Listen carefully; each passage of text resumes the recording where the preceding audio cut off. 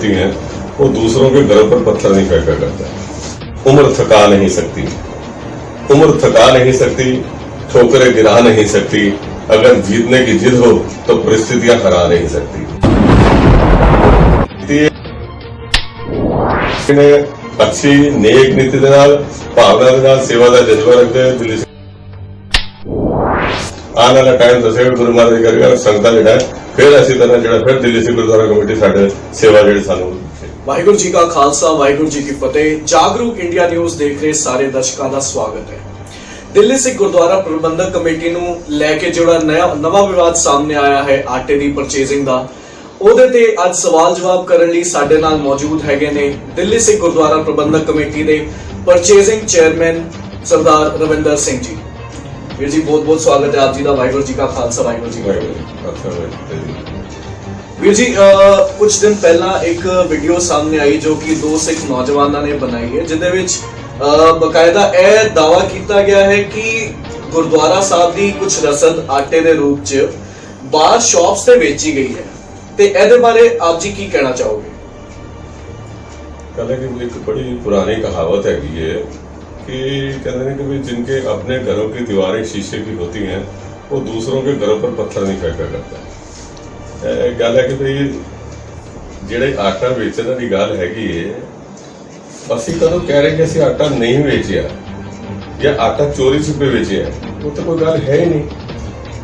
मैं purchase committee का chairman है, मेरे नाल मैनू चिट्ठी दी गई, साढ़े एक कमेटी बनाई गई जिस सर MP सट्टा वो भी सीनियर मीत प्रधान रहे दिल्ली सिक्ख गुरुद्वारा कमेटी के, सर भगविंदर फोल्डर वो दिल्ली सिक्ख गुरुद्वारा कमेटी के मैंबर ने, मैं भी एज ए सबका जनरल सैकटरी दिल्ली सिक्ख गुरुद्वारा प्रबंधक कमेटी का। हम परचेज साढ़े 3 बंदों की कमेटी बनाई गई कि यार तुसीं आटा बेचते हैं, आटा हैगा साढ़े कोल सरप्लस पिया ते इहनूं देना हैगा। मैं पूछा सारी चीज़ होती है क्योंकि मैं खुद 25 साल तो दिल्ली सिक्ख गुरुद्वारा कमेटी के साथ जुड़िया होया और अलग अलग सीनियर मीत प्रधान भी रहा, जनरल सैकटरी भी रहा, जॉइंट सैकटरी भी रहा सारी चीज़। तो मैं पूछा सारी चीज़ होगी किस तरीके बेचो की है साढ़े क्यों बेचने की लोड़ पी। तो उन्होंने साढ़ा जो DGM है सारे पास उन्होंने मैंने दसिया कि भाई साढ़े को 700-800 कुंटल आटा साढ़े को पिया है और आने वाले टाइम के इस तरह है कि भाई ये क्योंकि आटा एक दिन ही नहीं आया। आटा लॉकडाउन के दौरान जिस तरीके आया, जिस तरीके लोगों ने संगतां ने साडे ते विश्वास किया दिल्ली सिक्ख गुरुद्वारा प्रबंधक कमेटी ने, और दिल्ली सिक्ख गुरुद्वारा कमेटी का जो काम करने का जज्बा सी, जो सेवा का जज्बा सी और जो उन्होंने अपने तरीके दे नाल सेवा की भावना के नाल जो पिछले 3 महीने के लॉकडाउन के दौरान जो काम करके दिखाया, जिस शलाघा मैं समझा खाली दिल्ली च नहीं हिंदुस्तान च नहीं बल्कि पूरे संसार भर के ऐसी शलाघा हुई। और मैं समझना कि दिल्ली सिक्ख गुरुद्वारा कमेटी की कभी शलाघा नहीं हुई, या पूरी सिख कौम की शलाघा हुई, क्योंकि सिख कौम जिथे भी यानी कोई पहला मौका चलो यह ठीक है कि 100 साल बाद हम महामारी आई है पेंडेमिक ते असी भी होंगे तबकी है, लेकिन तुम पिछले 10, 15, 20 साल का देख लो। ऐसे तो सारी जिंदगी होगी सारी चीज़, लेकिन 15-20 साल भावना बहुत जबरदस्त आ गई कि किधरे भी कोई किसी जगह से कोई आपदा आ गई है, किसी तरह का कोई दंगे फसाद हो गए ने, किसी तरीके से कोई भूचाल आ गया, सुनामी आ गया, किसी जगह सिख कौम ऐसा नहीं कि जिथे अगे ना पहुंची हो। और हालांकि मतलब जाके कितने जी सी उत्थे जाके और दोनों देशों के झगड़े हो रहे हैं सारी जगह जिथे बंदे सोच नहीं सकता, उत्थे जाके सिखा ने खास करके उन्होंने कैंप लाए और जाके लंगर लाए और सारी चीज़ हैगी है। तो यह जो असी पिछले 3 महीने साढ़े दिल्ली सिक्ख गुरुद्वारा प्रबंधक कमेटी के प्रधान, जनरल सैकटरी और सारी टीम ने जो सेवा की भावना रखते, सेवा का जज्बा रखते हुए 3 महीने के बीच उन्होंने काम करके लिया, उस शलाघा मैं समझा कि वो विरोधी जोड़ा वो देख नहीं पा रहा। उन्होंने बड़ी जबरदस्त उन्होंने तकलीफ हो रही है, पेट ही दर्द हो रहा है, तो इस करके लाया गया। और जो मेरे नाल जो मैं गल मेरे थकाई आटा दी तो मैं आफ्टर देखो मैं रहा, मैं खुद ऐसे DGM बुला के पूछा भी कितना है किस तरीके ना, तुम यकीन करोगे रवनीत जी कि जो मैं रिकॉर्ड देखा कि भाई 700 कुंटल आटा पिया है और वो ऐसा भी सी कि कुछ तो ऐसा सी कि जोड़ा बेच भी नहीं सकते। ਉਹਦੇ ਵਿੱਚ ਇੱਕ ਤਾਂ ਆਉਂਦਾ ਸੁਰਸਰੀ ਜਿਹੀ ਹੋ ਜਾਂਦੀ ਹੈ ਹਾਂਜੀ। ਕੁਝ ਇੱਕ ਹੋਰ ਆਉਂਦਾ ਕਿ ਉਹ ਇੱਕ ਕੀੜਾ ਐਸੇ ਹੁੰਦਾ ਨੇ ਜਿਹੜਾ ਮਤਲਬ ਬਿਲਕੁਲ ਖਾਣ ਦੇ ਕਾਬਿਲ ਹੀ ਨਹੀਂ ਰਹਿੰਦਾ, ਠੀਕ ਹੈ ਨਾ। ਉਹ ਆਟੇ ਨੂੰ ਅਲੱਗ ਕੀਤਾ ਗਿਆ, ਪਹਿਲੇ ਉਹਦਾ ਅਲੱਗ ਹੋਇਆ ਸਾਰੀ ਚੀਜ਼। ਫਿਰ ਐਸਾ ਸੀ ਆਟਾ ਜਿਨ੍ਹਾਂ ਦੀ ਐਕਸਪਾਇਰੀ ਕੁਝ ਦਿਨ ਪਹਿਲੇ ਹੋਈ है, 2-4 दिन 5 दिन पहले लगी सारी चीज़। कुछ ऐसा सी जो 2 दिन बाद मंगाती है, कुछ ऐसा सी जो 8 दिन बाद आने। तो उन्होंने देखते हुए दिल्ली से गुरुद्वारा कमेटी के प्रबंधकों ने एक चीज़ फैसला किया कि उन्हें बेच देना चाहिए। और उस भी उन्होंने भी देखा और मैं खुद ऐसी महसूस किया कि भाई यह आटा पहले सरदार साहब के टाइम के उत्ते बेचा गया। मेरे को लैटर उत्ते मैं खुद देखे ने, क्योंकि आफ्टर मैं जो परचेज उनके चेयरमैन है तो कई चीज़ां होंगी ने जो। और फिर सारा रब की कृपा का 25 साल बड़े अच्छे उहदे बिताए ने, कोई ऐसा जिंदगी दाग नहीं। तो मैं अपने तरफ देखा तो मैंने लगा कि हाँ भी सरदार साहब के टाइम से लगे हुए उन्होंने सरप्लस सीगा आटा बेचिया, तो ठीक है। तकरीबन 26 टन के करीब उन्होंने एक वोचर है, उन्होंने इको बेचा है सर जी। सर मनजीत सिंह जी के 2013 के असीं इकट्ठे हैं, सारी चीज़ हैगी है। मैं उन्होंने प्रेजिडेंट सा, मैं सीनियर वाइस प्रेजिडेंट सा। 2018 के सर मनजीत सिंह जी के उन्होंने बेचा है। तो जो मैं लैटर देखे सारी चीज़ देखी, सारी चीज़ मतलब कोई गलत नहीं होता। मैं खुद महसूस कर रहा कि भाई जी चीज़ संगतां ने ठीक है एक भावना ना दी, एक सेवा दी, दान दी, सारी चीज़ हैगी है। लेकिन भाई वो जो आटा खराब ही हो गया, उन्होंने जाके सुटना पै जाए तो उस असं वो जो किया कि उन्होंने कहा कि इस आटे में दे के तो असी घ्यो वगैरह तो होर बहुत सारी चीज़ां लैन वालियां ने, ठीक है। वो असी कोटेशन मंगाइया, 3 बंदे कमेटी सी, कोटेशन मंगाइया, सारी चीज़ हैगी 5-7 बंदे कोटेशन आईयां, जिस इस तरह भी दिता जो वध मिलिया असी उन्होंने कमेटी को रिकमेंड करता जी तुसी आइए ए दे सकते। पर मैनू नहीं लगता भी ऐसे किस जगह ते गलत हैगी की गलत भावना हैगी है। जब तुसी आप भी बेचते रहे हो और मैनू समझा दे दिओ ना कि आटा जो खराब हो जाएगा और खराब होकर सुटना पै जाए वो चंगा, या बेच के तो तुसी एहो जी चीज़ का क्यों कर ला तो ठीक है। मैनू जब तुसी समझा दे मैनू उन तक पता नहीं चल पा रहा कि कहते गलत की है। ठीक है वीर जी, बहुत सही गल की आप जी ने कि आटा बिल्कुल जो खराब हो रहा है उन्होंने किवें यूटिलाइज किया जाए वो आप जी दस रहे हो। सो जिदा कि आप जी ने कहा कि 3 मैंबरी कमेटी बना के तो कोटेशंस बना के आटे की डील की गई सी। हाँ वो कोटेशन मंगाइया नहीं, कोटेशन डीजीएम ने सारे कॉल किया जो बंदे एहो जी चीज़ां लै जाते कुछ है उन्होंने किया गया। और फिर असी उन्होंने यह गल पूछी है भी हाँ भी आटा लगांगे भी, क्योंकि देखो की होंदा है यह भी गल आ जाती जी खराब आटा दिता और खराब साढ़े तो खराब है सारी चीज़ हैगी है। लेकिन बई कोई चारे वास्ते लै जाते हैं, कोई किसी पशुओं के काम आ जाता, कोई कई चीज़ों वास्ते आता है, तो उन्होंने काम नहीं, साढ़े काम नहीं है। असी उन्होंने देखा भी हाँ असी तद गलत करिए कि असी खराब आटा कही कि नहीं ये ठीक है और कोई डेट उससे चेंज असी वो नहीं किया, तो असी उस तरीके का दिता। और उन्होंने जो लैके गए दिल्ली से गुरुद्वारा कमेटी की कोई साढ़े किसी मानज प्रबंधक कोई चोरी का या किसी तरह हो कोई मानज हो, फिर दिल्ली से गुरुद्वारा कमेटी गड्डियों की लोड़ से बाहर जितनी मर्जी गड्डी लैन पता नहीं चलता जाकर खरीदे। दिल्ली से गुरुद्वारा कमेटी की गड्डी का असली कोई चोरी सी कोई काम नहीं, और कोटेशन नहीं हुई और एक चीज़ की रसीद उन्होंने कट के दिता, गल गलत कोई नहीं। मैं सो तुसी कह रहे हो कि एक नॉर्मल प्रोसीजर है जिहड़ा पिछली कमेटियां नाल भी कीता गया ते इस बारे भी वही प्रोसीजर नाल फॉलो किया गया। हाँ हाँ बिल्कुल उसी प्रोसीजर नाल कीता है। और किसी तरह का भी मैं एक गल कह सकना कि आपने मेरे होंदे हुए किधरे 5 नवे पैसे का कोई मतलब 5 नवे पैसे का भी किधरे कोई अगर आ जाता है तो मैं कमेटी के मैं अपने तो उन्होंने कराँगा कि भाई मैं दिल्ली से गुरुद्वारा कमेटी की मैं बलविंदर सिंह खुराना कभी जिंदगी किसी तरह का कोई इलेक्शन नहीं लड़ेगा। बहुत वड्डी गल कीती है खुराना वीर जी ने कि जे कुछ गलती हुई है तो फिर वो कह रहे हैं कि वो एक तरीके नाल यह भी कह सकते हैं कि अगों दी वो कभी इलेक्शन नहीं लड़ेंगे। सो वीर जी ऐते होया इस गल का पूरा स्पष्टीकरण। हुण आने सवालों ते जो कि इहदे मुतल्लिक संतां वालों या विरोधियों वालों चुके जा रहे हैं। सब तो पहला सवाल है चुकिया जा रहा है कि उस वीडियो दे बेस ते लोकी यह कह रहे हैं खास करके आप जी दे विरोधी कि जदों ट्रक ड्राइवर तो यह पूछा गया कि यह रसद कित्थों दी आई है तो वो यह क्यों बोल रहे कि जीटी रोड तो आई है, उन्हें यह क्यों नहीं कहा कि गुरुद्वारा बंगला साहब तो आई है। देखो मैं इस गल का तो जवाब नहीं दे सकता कि कितों आए। एक तो ना तो मैंने पता जब दिल्ली से गुरुद्वारा कमेटी का है ड्राइवर सारी चीज हैगी, मैंने तो इन्ना पता भी उन्होंने मैंने पूछा कि मैं कभी दिल्ली से गुरुद्वारा कमेटी का दे दो। और ड्राइवर को किसी देखो जोड़ा भी कोई बंदा है कि उन्होंने डरा धमका के चार थप्पड़ मार के कहाँ से आ रहा कोई बंदा घबरा सकता। जब तुहानू एक गल समझो कि दिल्ली सिख गुरुद्वारा प्रबंधक कमेटी के प्रबंधकों का विश्वास नहीं, दिल्ली सिख गुरुद्वारा प्रबंधक कमेटी का जीओ इन्ना बड़ा स्टाफ बैठा तुहानू ये सारी चीज़ां असीं दे रहे हैं कि हाँ जी ये कोटेशन ने इस तरीके से भेजी है, चीज़ां पहले भेजी हैं।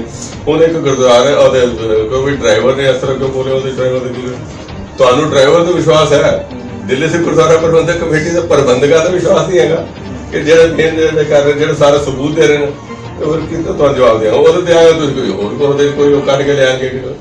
जिवें एक राजू वीर जी जिद्दां जिथे जिक्र आ रहे हो जिहड़ा नीली शर्ट वाला कह रहा है ਉਹਦਾ ਵੀ ਸੇਮ ਇਹੀ ਤੁਸੀਂ ਕਹਿਣਾ ਚਾਹੋਗੇ ਵੀ ਦੋਨਾਂ ਨੂੰ ਕਿਧਰੇ ਨਾ ਕਿਧਰੇ ਬਰਗਲਾਇਆ ਗਿਆ? नहीं मैंने तो एक्चुअली राजू जी पता भी नहीं किहड़े राजू, मैं तो बड़ी सीधी गल स्पष्ट गल कहां मैनू ना कोई पता है राजू जी किहड़े ने, क्योंकि मैं मतलब हर रोज तो मेरा जाना उत्थे होंदा नहीं जाना ना ते ओ प्रबंधकों ने जो गल तुहानू दसी ठीक है कि मैनू मैं इस गल नहीं जानता कौन है कौन नहीं, टैलीफोन किया भी सी कि नहीं किया सी ते वो आ रहा है। पहले तो इन्होंने एक गल होर कही जो मैंने पहले दिन सुनाई दिता सी, उन्होंने 8 रुपए किलो में बेच दिया। अरे 8 रुपए किलो बेचते तो उन्होंने क्या 15 रुपए किलो बेचे। ਹੁਣ ਕਿਹੜੀ ਗੱਲ ਸੱਚੀ ਜੇ ਤੁਹਾਡੀ ਹੋਵੇ ਫਿਰ 8 ਰੁਪਏ ਕਿਲੋ ਦੇ ਹਿਸਾਬ ਨਾਲ ਹੋਣਾ ਚਾਹੀਦਾ। ਪਰ ਉੱਥੇ ਤਾਂ ਮੇਰਾ ਕਹਿੰਦਾ ਮਤਲਬ ਕਿ ਭਾਈ ਇਹ ਜਿੰਨਾ ਮਰਜ਼ੀ ਕੁਰੇਦੇ ਜਾਂ ਲੇਕਿਨ ਸੱਚ ਤੇ ਸੱਚ ਹੀ ਰਹਿਣਾ। ਸੁਵੀਰ ਜੀ ਇਹਨਾਂ ਮੁੰਡਿਆਂ ਵੱਲੋਂ ਇਹ ਵੀ ਕਿਹਾ ਗਿਆ ਕਿ ਉਹ ਪਹਿਲੇ ਪਤਾ ਕਰਨ ਗਏ ਸੀਗੇ ਕਿ ਆਟਾ ਉੱਥੇ ਉਹਨਾਂ ਨੂੰ ਸੁਣਨ ਚ ਆਇਆ ਕਿ ਸਸਤੇ ਰੇਟ 'ਚ ਗਰੀਬਾਂ ਨੂੰ ਦਿੱਤਾ ਜਾਂਦਾ ਹੈ ਤੇ ਜਦ ਉਹਨਾਂ ਨੇ ਉੱਥੇ ਜਾ ਕੇ ਪੜਤਾਲ ਕੀਤੀ ਤੇ ਉੱਥੇ ਦੱਸਿਆ ਵੀ ਗਿਆ ਕਿ 8 ਰੁਪਏ ਕਿਲੋ ਗਰੀਬਾਂ ਨੂੰ ਅਸੀਂ ਦਿੰਦੇ ਆ ਭਾਵੇਂ ਉਹ ਜਿੰਨਾ ਵੀ ਅਸੀਂ ਖਰੀਦਿਆ ਹੈ। इस गल च कितनी सच्चाई? नहीं कोई ऐसा कोई गरीबां नूं देण दी कोई ऐसा दी गल नहीं होती चीज़ की।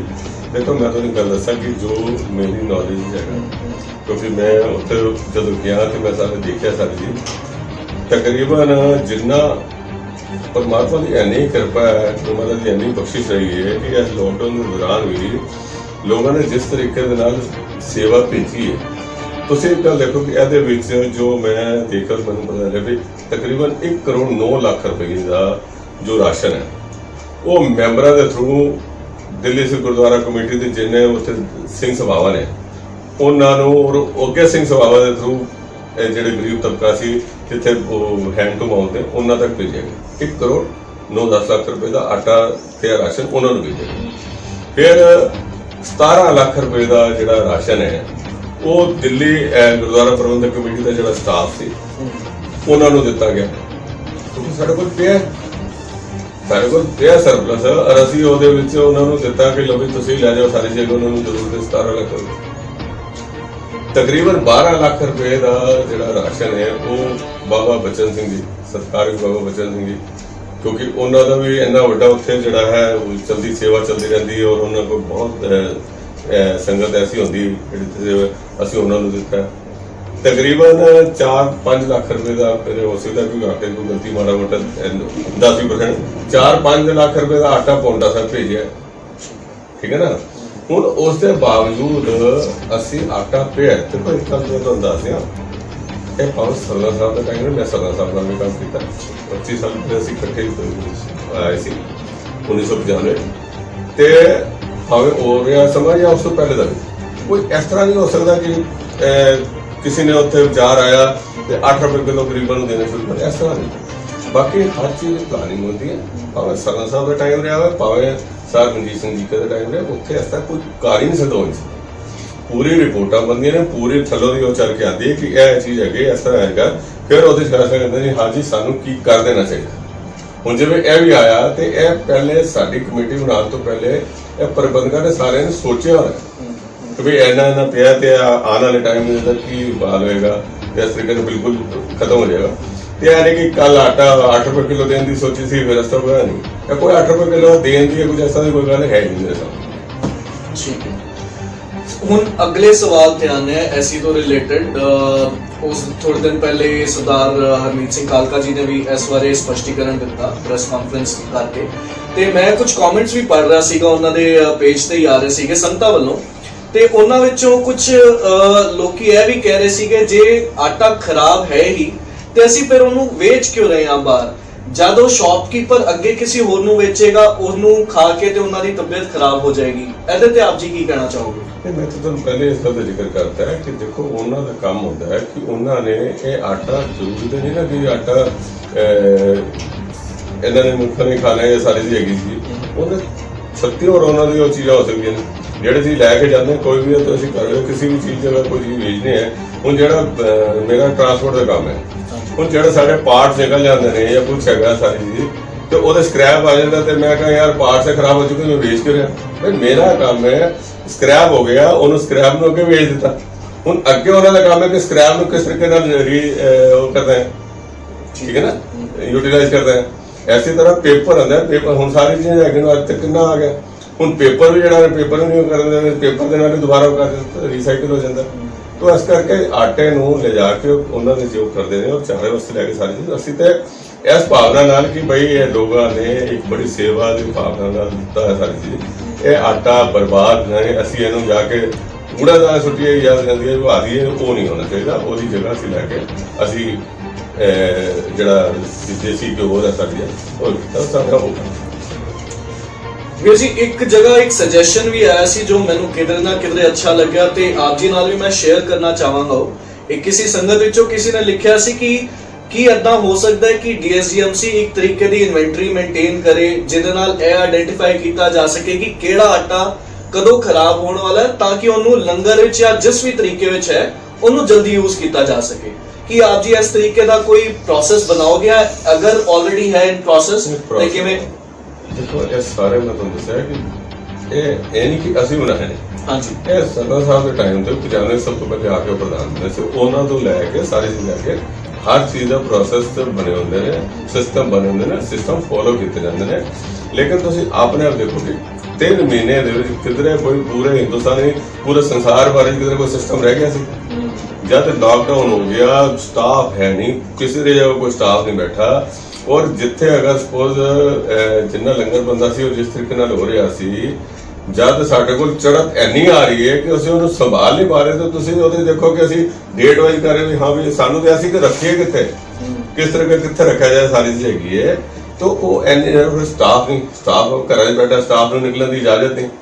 ऐ तो मैं कहना भी धनता दे योग ने प्रबंधक सारे प्रधान जनरल सैकटरी सारे अहुदेदार और सारे मैंबर साहबान और सारे मतलब और साथ सब बड़ी गल है जो स्टाफ उसकी ड्यूटी दे रहा है वो वाकई धनता का योग है कि जिन्होंने इन्ना संभाल किए संभाल करने के बाद फिर उसको उस तरीके करके लैके उन तक आया फिर वाहवा कट्टी और फिर कभी होया सी कि बई जे उत्थे नहीं खवा पा रहे तो लंगर जो मतलब जगह जगह भेजा जा रहा है।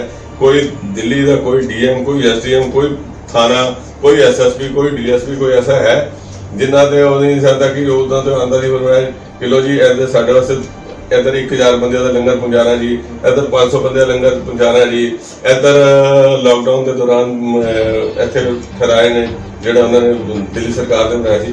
दिल्ली सरकार के नाल साडा कोई लेना देना, दिल्ली सरकार का साडा हर वक्त विरोध ही रहता है। पर इस टाइम के उत्ते असीं जो कुछ किया दिल्ली सरकार जो सारी चीज़ जितने उन्होंने कहा उत्थे भिजवाया तो इस टाइम सिस्टम फॉलो नहीं किए जा सकते और ना ही ऐसे देखे जाते लेकिन सिस्टम सारे बने।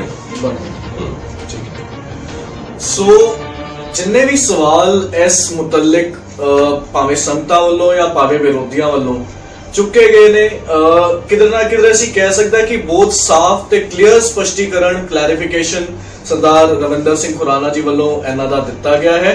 सो जिवें की गल सामने आई आ रही है कि यह एक पुरानी रिवायत रही है ते एक बकायदा प्रोसेस दे राही यह सब किया जा रहा है। सो किधरे ना किधरे इन्हां क्वेश्चनस नूं चुक के कौम दी बदनामी होंदी है ते इन्हां सारिआं नूं आपां भी बेनती करांगे जागरूक इंडिया टीम दी वल्लों कि इन्हां क्वेश्चनस नूं चक के सिख कौम दी बदनामी ना करके रल मिल के सारे आपां काम करिए ते कौम दी चढ़दी कला दी अरदास करिए। यही गल तुहानूं कहण लगा सी कि तुसीं करते कि बई वाकई मैं भी बेनती करनी है कि देखो आपां ना अपनी सोच नूं इन्ना छोटा ना करिए, छोटी सोच ना रखिए। परमात्मा दी कृपा नाल जो तुहाडा टाइम सी तुसीं भी अपने काम कीते हर एक ने अपने अपने करदे और असीं सिख कौम का नाम उच्चा करने वाले पासे आईए। असीं पॉजिटिव वो जिहड़ा सोच लैके असीं उस पासे जाइए ਕਿ ਬਈ ਅਸੀਂ ਕਿਸ ਤਰੀਕੇ ਨਾਲ ਜੋ ਅੱਜ ਰੱਬ ਨੇ ਸਾਨੂੰ ਬਖਸ਼ਿਆ ਤੇ ਟਾਈਮ ਚੱਲ ਰਿਹਾ, ਸਿੱਖ ਕੌਮ ਦੀ ਵਾਹਵਾ ਹੋ ਰਹੀ ਹੈ, ਚੜ੍ਹਦੀ ਕਲਾ ਹੋ ਰਹੀ ਹੈ, ਸ਼ਲਾਘਾ ਹੋ ਰਹੀ ਹੈ, ਉਹਨੂੰ ਉਸ ਤਰ੍ਹਾਂ ਰਹਿਣ ਦੀ ਛੋਟੀ ਸੋਚ ਨਾ ਰੱਖੀਏ।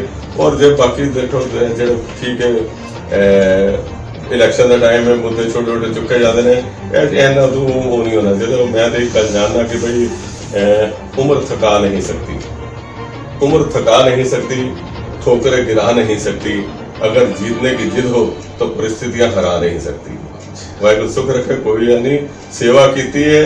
दिल्ली सिख गुरुद्वारा प्रबंधक कमेटी ने अच्छी नेक नीति दे नाल भावना दे नाल सेवा का जज्बा रखते हैं। दिल्ली सिख गुरुद्वारा कमेटी ने कितना काम आने वाला टाइम दसेगा, गुरु महाराज करेगा, संगत जिहड़ा फिर इसी तरह जिहड़ा फिर दिल्ली सिख गुरुद्वारा कमेटी साडे सेवा जिहड़ी सानू देगी। वाहिगुरू जी का खालसा, वाहिगुरू जी का खालसा, वाहिगुरू। ਵੀਰ ਜੀ ਬਹੁਤ ਬਹੁਤ ਧੰਨਵਾਦ ਆਪਣਾ ਕੀਮਤੀ ਸਮਾਂ ਜਾਗਰੂਕ ਇੰਡੀਆ ਨਿਊਜ਼ ਟੀਮ ਦੀ ਨੂੰ ਦੇਣ ਲਈ। ਸੋ ਜਿੱਦਾਂ ਕਿ ਖੁਰਾਨਾ ਸਾਹਿਬ ਨੇ ਵੀ ਕਿਹਾ ਕਿ ਰਲ ਮਿਲ ਕੇ ਆਪਾਂ ਸਾਰੇ ਕੌਮ ਦੀ ਚੜ੍ਹਦੀ ਕਲਾ ਲਈ ਕੰਮ ਕਰੀਏ ਤੇ ਕਿਧਰੇ ਨਾ ਕਿਧਰੇ ਸਿੱਖ ਕੌਮ ਦੀ ਚੜ੍ਹਦੀ ਕਲਾ ਪੂਰੇ ਵਿਸ਼ਵ ਵਿੱਚ ਇਸ ਵੇਲੇ ਹੋ ਰਹੀ ਹੈ, ਨਾ ਸਿਰਫ ਹਿੰਦੁਸਤਾਨ 'ਚ ਬਲਕਿ ਪੂਰੇ ਵਿਸ਼ਵ ਵਿੱਚ ਜੋ ਲੰਗਰ ਦੀ ਸੇਵਾ ਇਸ ਵੇਲੇ ਇਸ ਪੈਂਡੈਮਿਕ ਦੇ ਟਾਈਮ ਤੇ ਸਿੱਖਾਂ ਨੇ ਕੀਤੀ ਹੈ, ਉਹਨੂੰ ਅਸੀਂ ਸੰਭਾਲੀਏ, ਉਹਨੂੰ ਅਸੀਂ ਅੱਗੇ ਹੀ ਲੈ ਕੇ ਜਾਈਏ। ਸੋ ਅੱਗੇ ਦੀ ਹਰ ਅਪਡੇਟ ਲਈ ਤੁਸੀਂ ਦੇਖਦੇ ਰਹੋ ਜਾਗਰੂਕ ਇੰਡੀਆ ਨਿਊਜ਼।